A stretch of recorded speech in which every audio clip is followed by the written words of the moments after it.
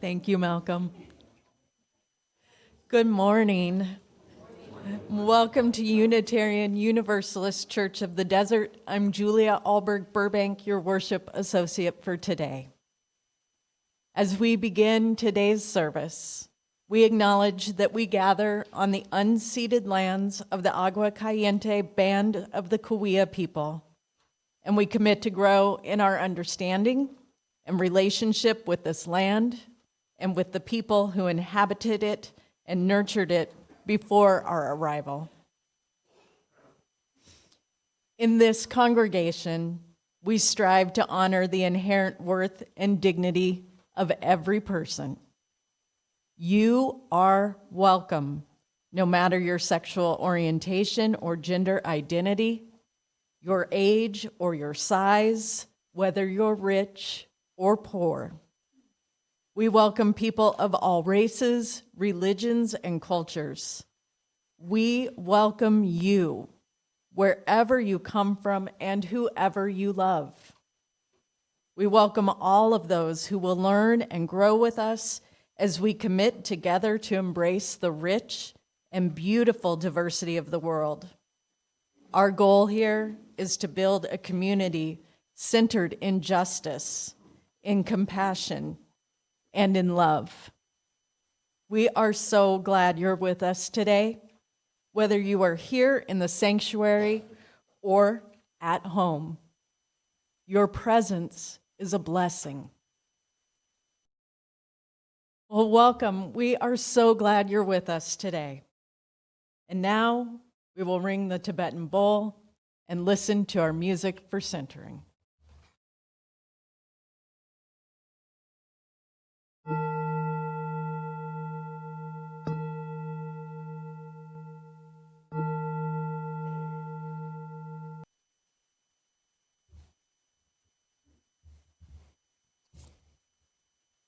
Again, good morning and welcome. However you found us, however many times you've been here with us in person or online, welcome.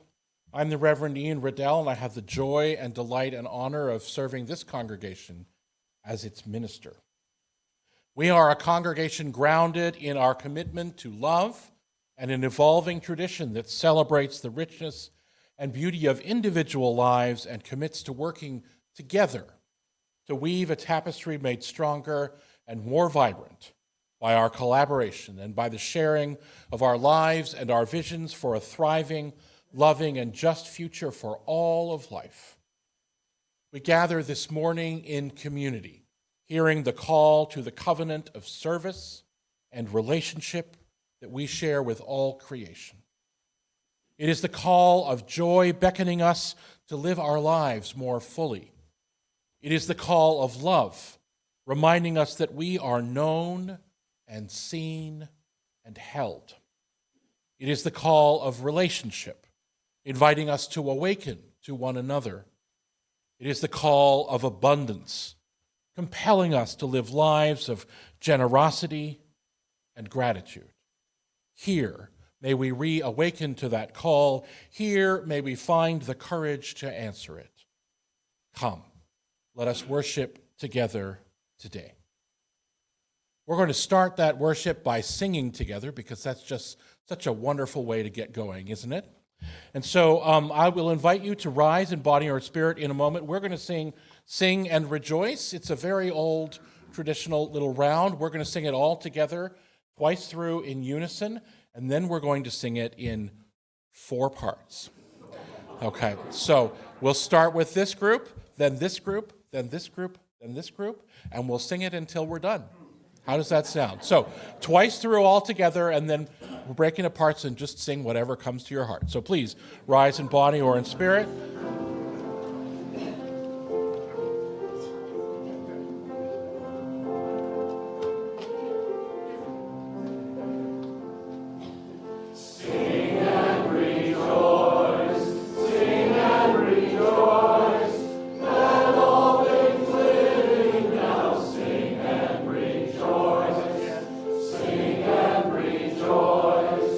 Sing and rejoice, let all things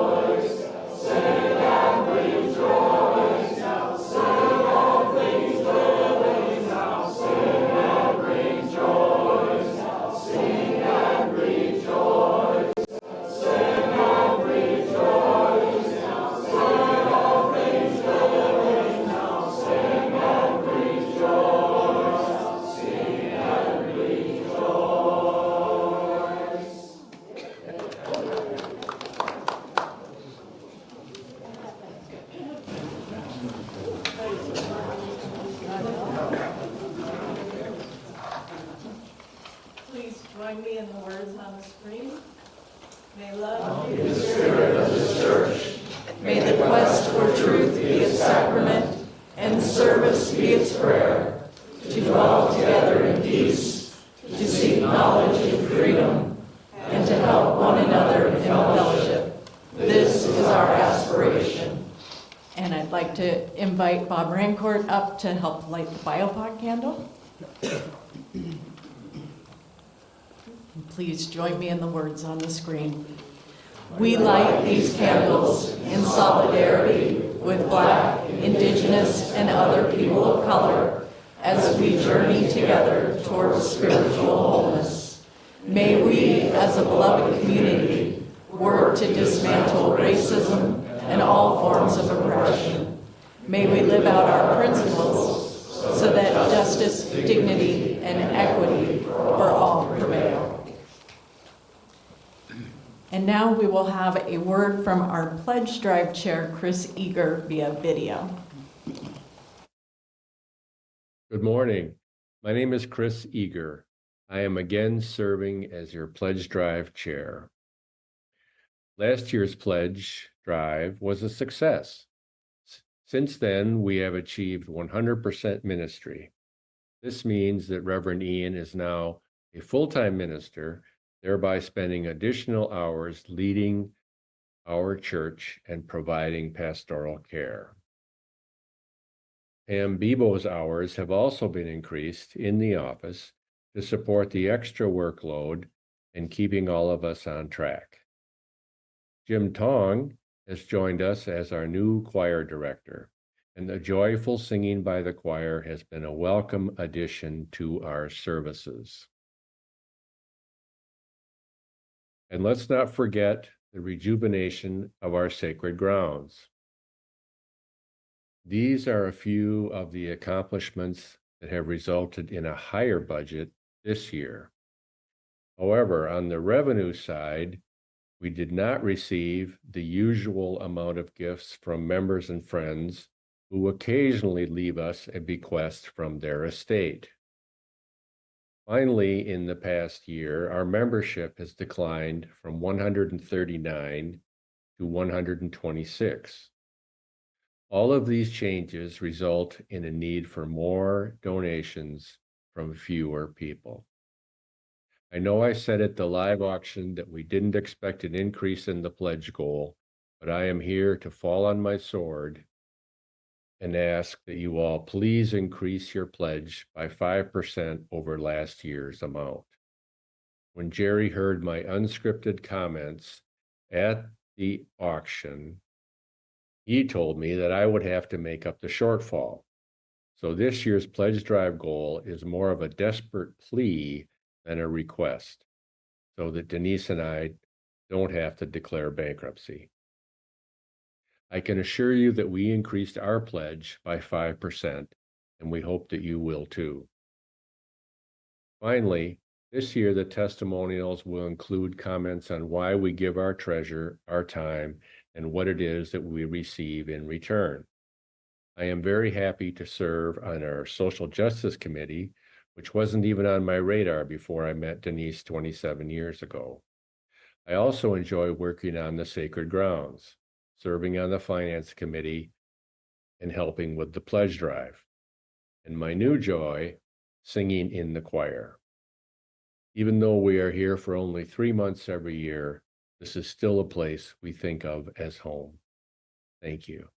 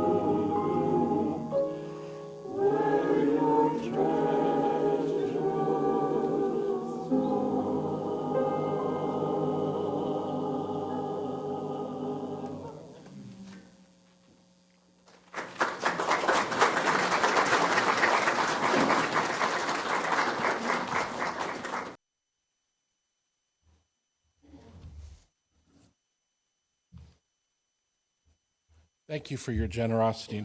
We're going to be talking quite a bit about generosity today, and we were always grateful for all that you bring to this place, your heart, as well as your hands and the work and the resources of your life. We are grateful for all you do to support this beloved community.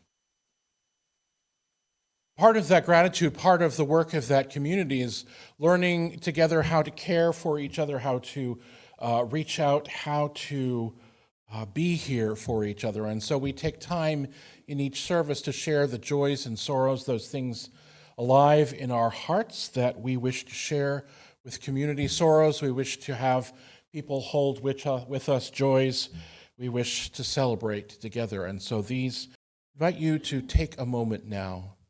Pause in quiet. Rest in your seats. Be comfortable. Relax your shoulders. Relax your hands. Close your eyes if you are comfortable. There are joys and sorrows that remain in the quiet of our hearts, not yet ready for words, not yet ready to share. We all carry these. And we carry with us the world around us, our neighborhoods, our homes, our nation, our world. We carry with us the stress and the strain, the fear and the anxiety that come to us from the world around. Our worry for the lives of those suffering from violence, our worry for the lives of those suffering from oppression and fear. We also carry with us the hope of the world around us. Choices that move us toward safety, choices that move us toward health and peace, possibilities that are there in our hearts, in our hands, in our homes, in our neighborhoods. We carry all of this with us. So we pause now in quiet reflection together, here in this space which is holy and made more so by our presence and our intention. So I invite you to breathe deeply to the quiet of this space and rest in the love that is broader and deeper and more present than we can ever know. We pause in quiet reflection.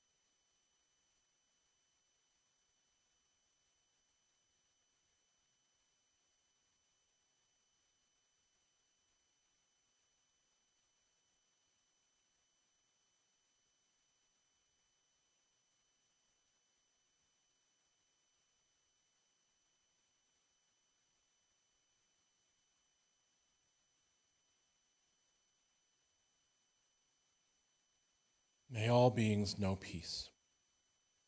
May all beings know an end to suffering. May all beings know love. Will you join your voices together, please, as we sing our hymns for meditation, Spirit of Life, Fuente de Amor.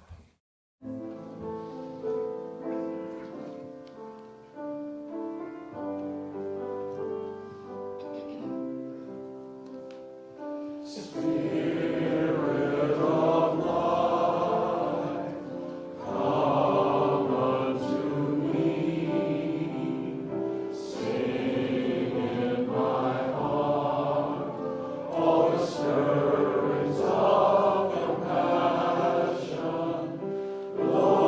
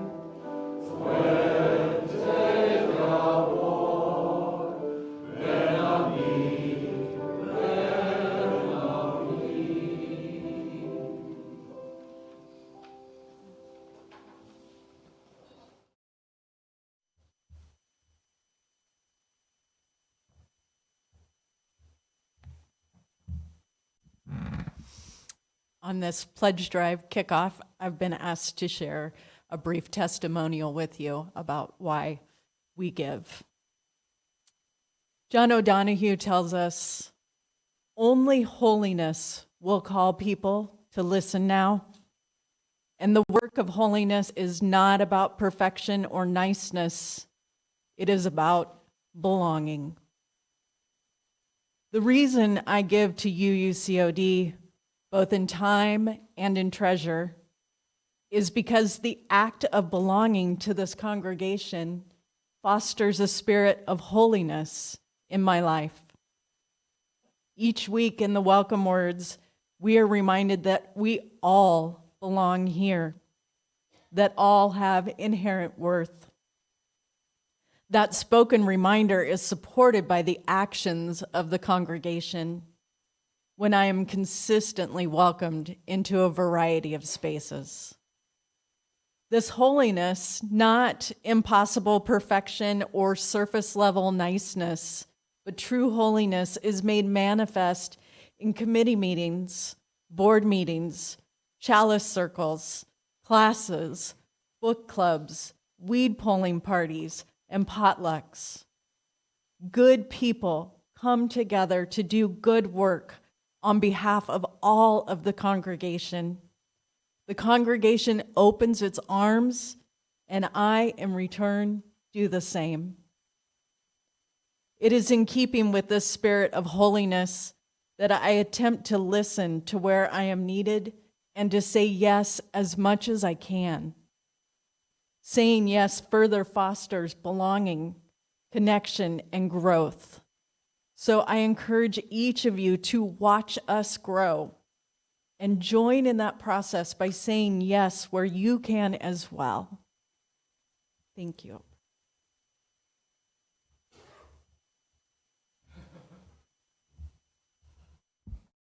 Will you sing with me? The words are on the screen, and you'll pick it up as we go along. It's not that hard, and some of you know it already.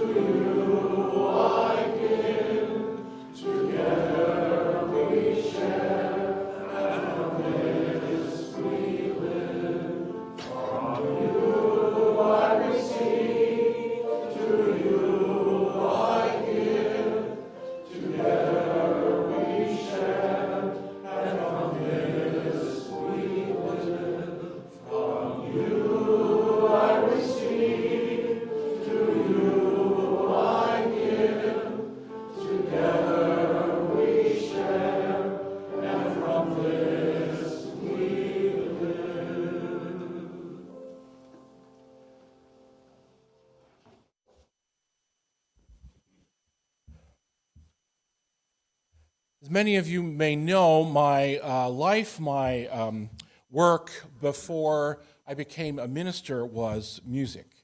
I I studied music at the University of Toronto. I was a singer and a choir conductor and a music director in several Unitarian Universalist congregations before I answered the call finally to ministry. And when I was studying music at the University of Toronto, it was a very high-pressure place. A lot of focus on individual ability and talent and a little bit of ego flying around the room. I mean, musicians plus college, it was a lot. But part of what happened for us there was that every student was required to be a part of an ensemble. We were expected to learn to be part of a musical group, as well as honing our individual skills. String players were part of one of the orchestras. Brass and woodwind players were in an orchestra or the symphonic band. Singers were, of course, in one of the choirs. Now, you might wonder about the piano and organ players. They usually ended up in one of the choirs as well, sometimes to their chagrin. I was part of the concert choir, generally considered to be the premier of our choirs. We, of course, sang regular concerts, often of very beautiful but incredibly difficult music. And I was lucky to be part of the choir when we traveled as well. We went to New York City for the festival celebrating the 200th anniversary of Mozart's death, and we did all sorts of wonderful things. It was a great experience.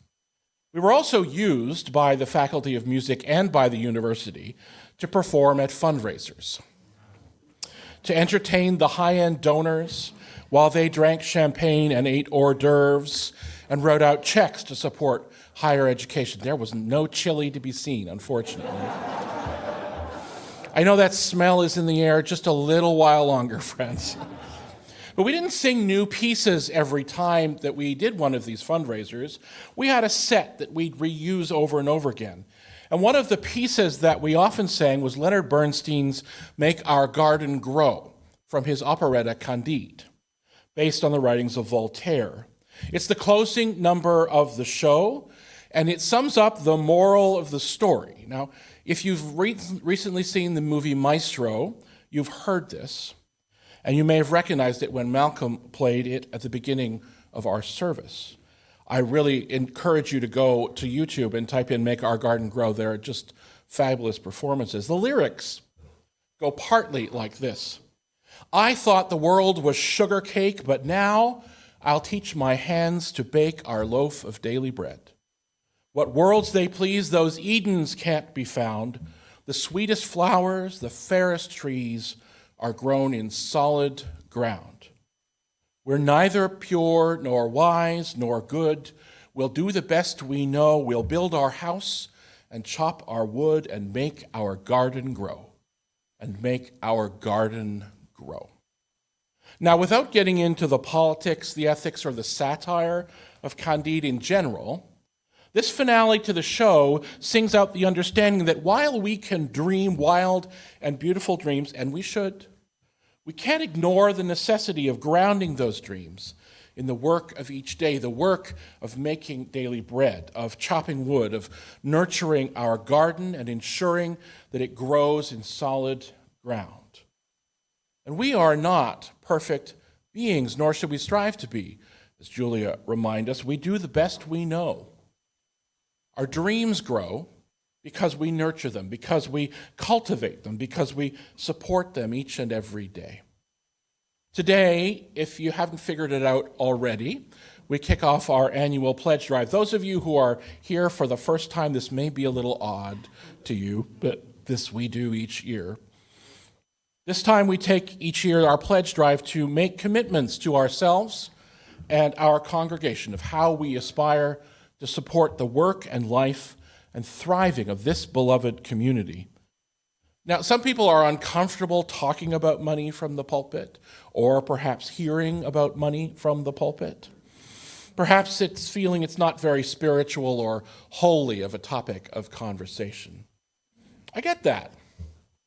I also know that everything we do in this congregation depends on the commitments you all make to making it happen. The commitment of time, of skill, of heart, of labor, of imagination, and of financial resources. Our garden grows because we collectively nurture and commit ourselves to its daily care. Our theme for this year's pledge drive is Watch Us Grow, which I think is delightfully petulant. Watch us grow. You just watch us. And it does make me think of gardening and the nurturing of our sacred grounds and the ways in which we're called to nurture this beloved community. And so I think about plants and growth as a metaphor when I think about our community. When you decide to plant a new plant, you take some time to think about what kind of plant you're going to plant. You're going to wonder, and the same with a community like ours, who and what are we? Why are we here? What is our vision for our community? What is our purpose in the world? Why are we choosing this kind of place? And in making that decision, we think about the environment in which we're going to put our plant. Our sacred grounds folks talk to us over and over again. I appreciate it, to remind us that the plants that we are planting in these grounds need to be appropriate for this environment.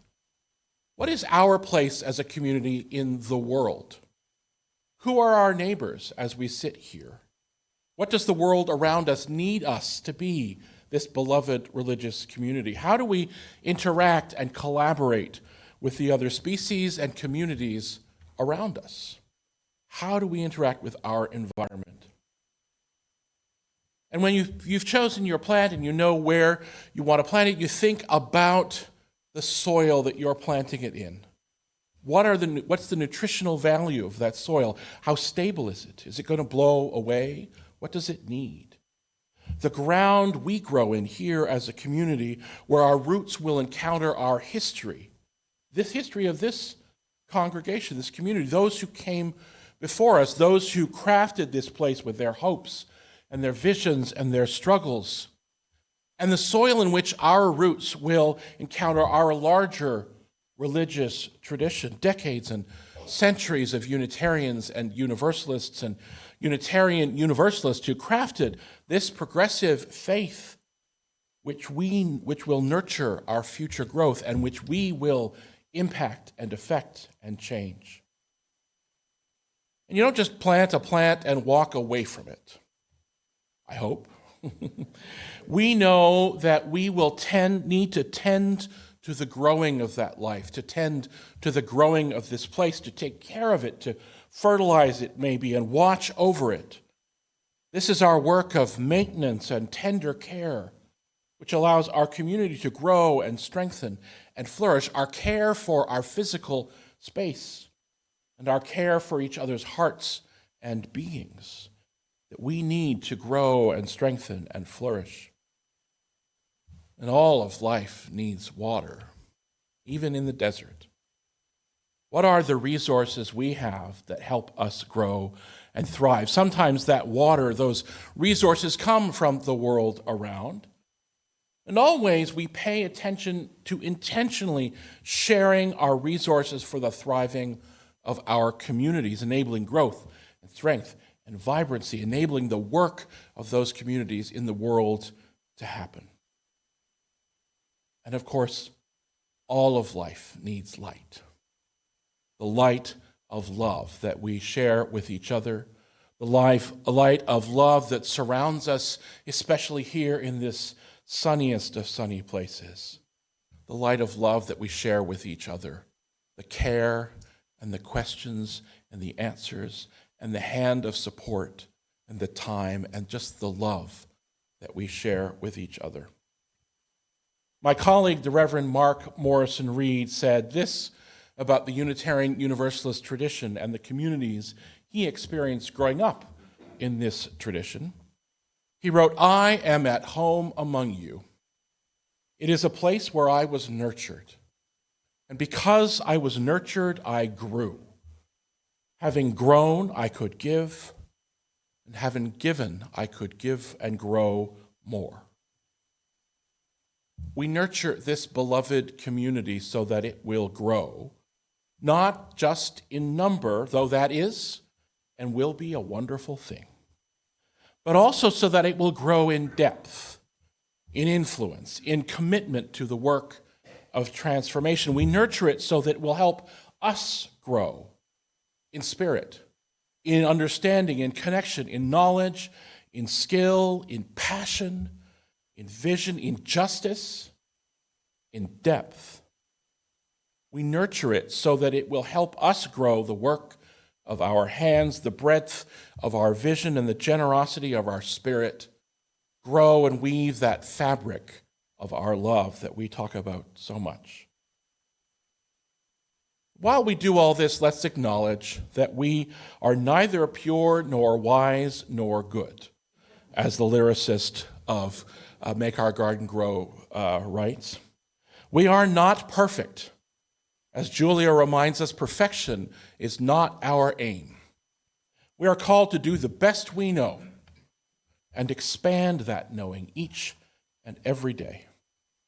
We've come together to create this place, to build our house, our beloved community. And to do that, we know that we have to have broad and powerful imagination, and that in support of that vision, in support of the vision of love and peace and justice that we proclaim, we must do the daily work. We chop our wood, we bake our loaf of daily bread. As Ursula Le Guin says, love doesn't just sit there like a stone. It has to be made like bread, made new every day. And we bring our treasures of time, of talent, of heart, of skill, of muscle, of hope, of resources, and of love. We bring our treasures together and we make our garden grow. May it be so, friends. Will you rise, please, in body or spirit one more time as we sing our closing hymn, Rising Green.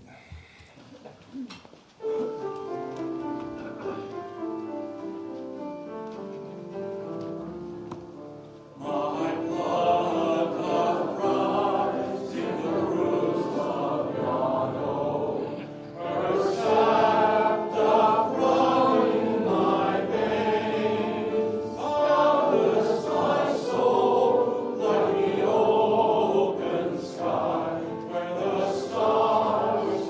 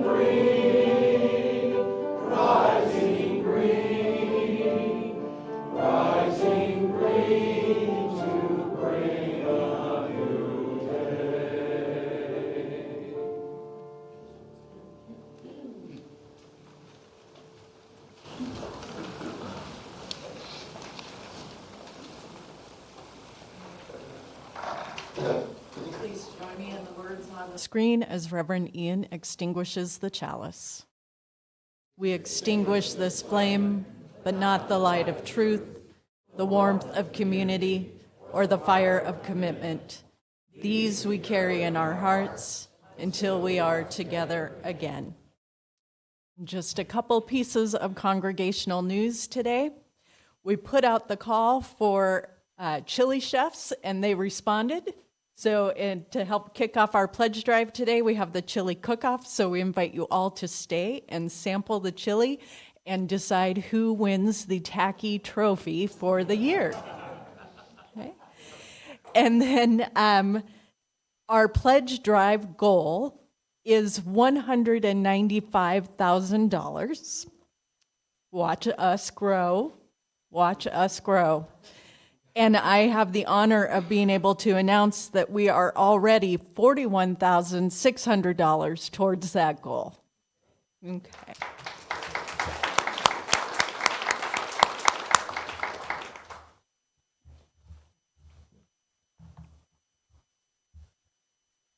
Friends, these are the words of my colleague Julian Jamaica Soto.